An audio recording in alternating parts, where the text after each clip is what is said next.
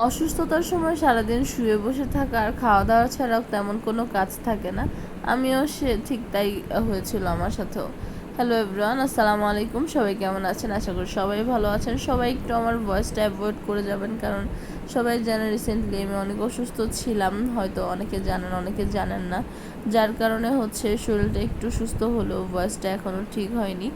So দেখতেই পাচ্ছেন, একটু পরপর এক একটা জিনিস খাচ্ছি আর শুয়ে থাকছি, বাইরের আবহাওয়া দেখছি। আর এমন সময় আমার পছন্দের যে খাদ্য তালিকার যে খাবারগুলো আছে সেগুলোই আমার বোন এবং আম্মু করে দেওয়ার ট্রাই করছিল। যেহেতু অসুস্থতার সময় কেউই ঠিকমতো খাবার খেতে পারে না, তো আমিও এরকম খাবার ঠিকমতো খেতে পারছিলাম না। তাই আম্মু আর এবং আমার বোনের চেষ্টা ছিল আমি যা যা পছন্দ করি তা তা একটু করে দেওয়ার জন্য। যেমন এই ডিমের ভর্তাটা করেছিল আমার বোন আমার জন্য। তারপরে আম্মু আমার ফেভারিট রোস্ট রান্না করেছিল। তারপর আমার বোন আমাকে খাইয়ে দিচ্ছিল, তবুও আমি ভালো মতো খেতে পারিনি, খেতে ইচ্ছে করছিল না। তারপর আমার হাজব্যান্ড রাতের বেলা আমার জন্য আমার ফেভারিট ছানা এবং দই নিয়ে এসেছিল।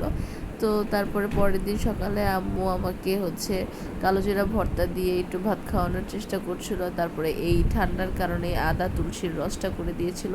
বাইরে তখন অনেক বৃষ্টি, আর আমি এই স্যালাইনের বোতলটা নিয়ে বসেছিলাম।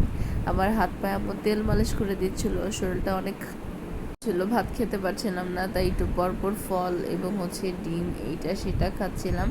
যেহেতু আমি একদমই ভাত খেতে পারছিলাম না, তাই আমার বোন আমার জন্য একটু পরপর স্যুপ রেডি করে দিচ্ছিল। সেই স্যুপটা খেয়ে আমি অনেকটাই সুস্থতা বোধ করেছি।